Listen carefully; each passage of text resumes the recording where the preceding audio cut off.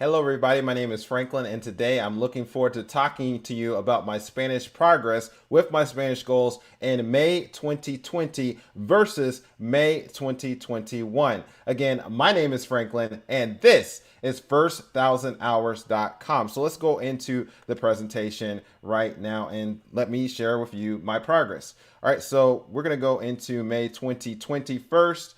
And in May 2020, I watched approximately 2 hours and 4 minutes of a Spanish course, and I read 93 pages. I read approximately 594 pages from January to May 2020. All right, so let's see, what did I do in 2021? This is what I did. Okay, so I in May 2021, I read 20 pages in La Educación. I read 8 pages in Mente, Carácter, and Personalidad, Volume 1, and 94 pages of Consejos para los Maestros, and 16 pages in another doctrinal book. And I watched 0 hours of Spanish courses. Now, honestly, yesterday, May 31st, I did watch a few minutes in a LinkedIn learning course, but it was like about 5 minutes. And I'm like, I'm not going to count that. That's like nothing. So I am not going to put that on the list of helping me, like, I mean, helping me get to my goal. I waited till the last minute, and so I'm going to just say 0 hours of Spanish courses. Okay, let's go ahead and look at some other things. So what do I need to do to complete my two big 2021 goals? I need to watch 189.3 hours of Spanish courses before 2021 ends. And I need to read 1,638 pages in Spanish before 2021 ends. So if you don't know what my Spanish goals have been, it's been to read 2,000 pages in Spanish and watch 200 hours of any type of Spanish course or any combination of Spanish courses I want to teach me something outside of Spanish. And as I try to say here at First 1,000 Hours, I'm not trying to read like books that are for like children or anything like that. It's native level Spanish books, basically for adults, in keeping with Philippians 4 and verse 8. That's the type of content that I am seeking to read here in 2021. All right, so I want to share with you some other things that you might find interesting here, other things worth mentioning. In May 2021, I attended 4+ Spanish Zoom meetings, and I did a few English and Spanish WhatsApp video calls. So I am still going on to this group called GYC Costa Rica. It stands for Generation of Youth for Christ.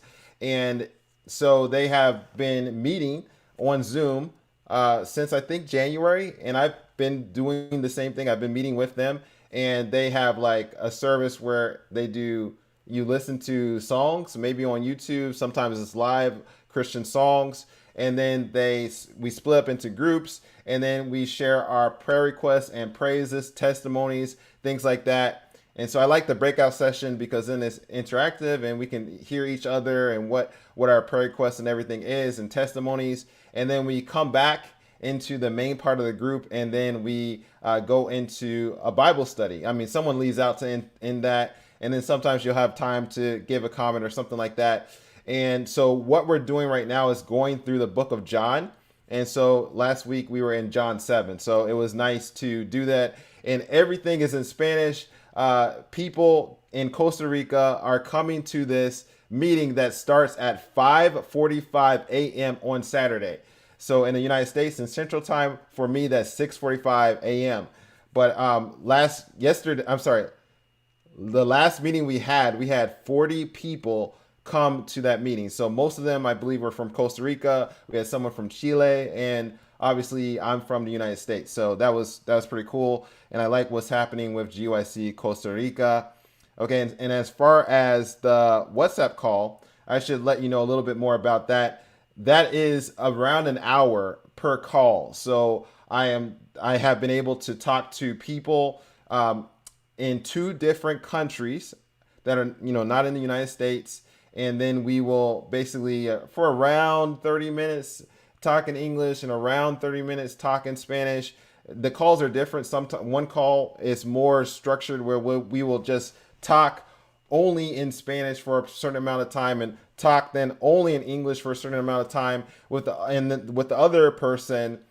It's more centered, I think, more in Spanish, but sometimes we'll talk in English and then we'll have Spanish come into the conversation. It just kind of fluctuates, and it's fine because I get to just continue to learn Spanish and interact with people, get to know a little bit more about their countries and other things like that. So I like that.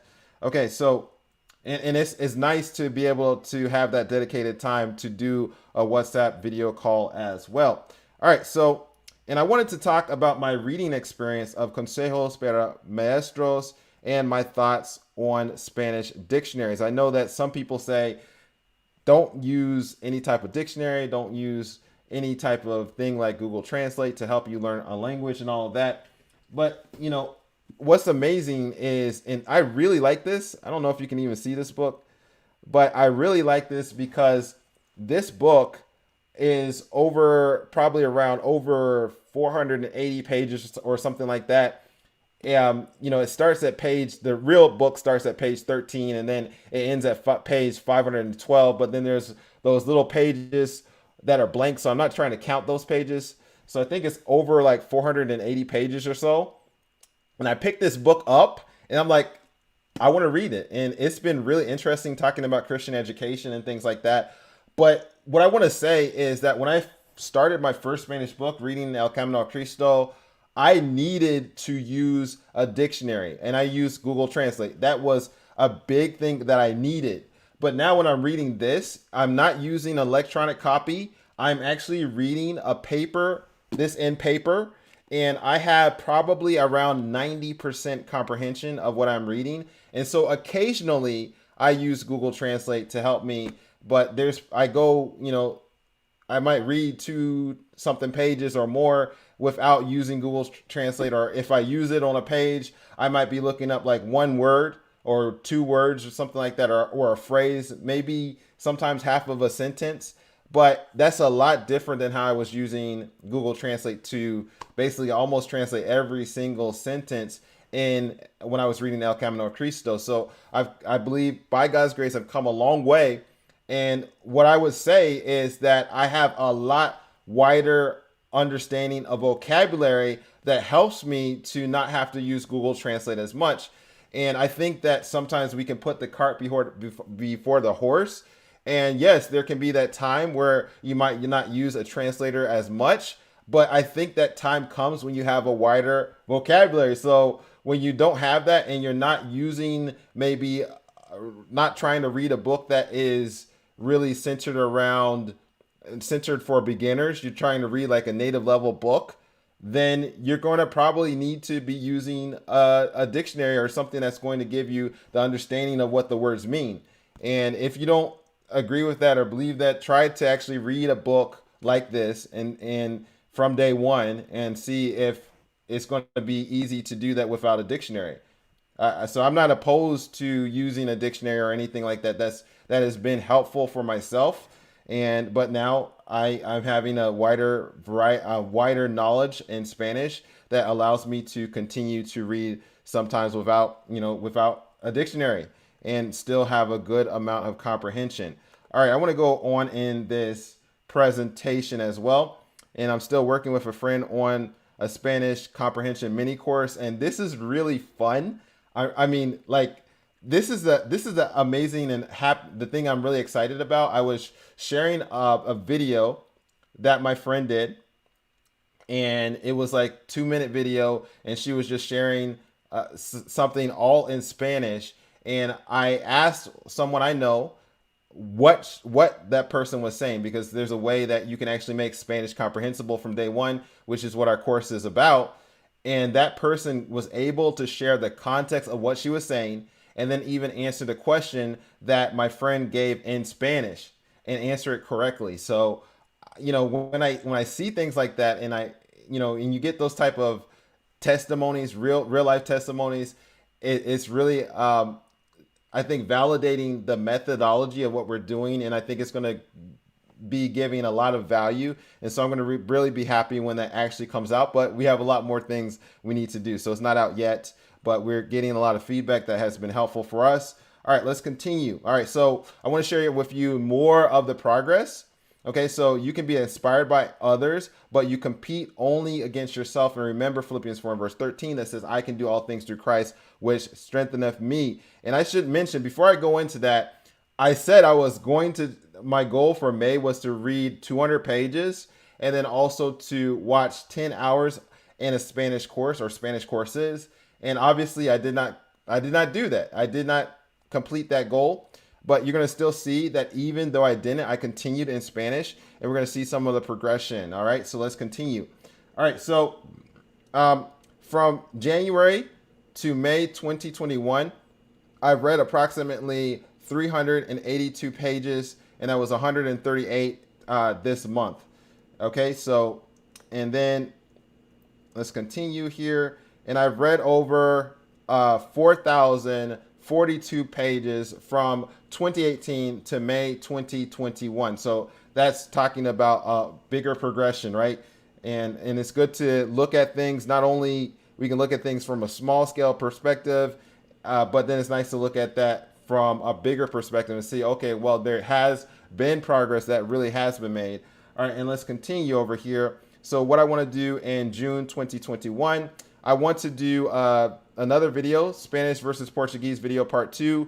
And so I was able to do Spanish versus Portuguese part 1, and I'll put that video up here just in case you want to see that video.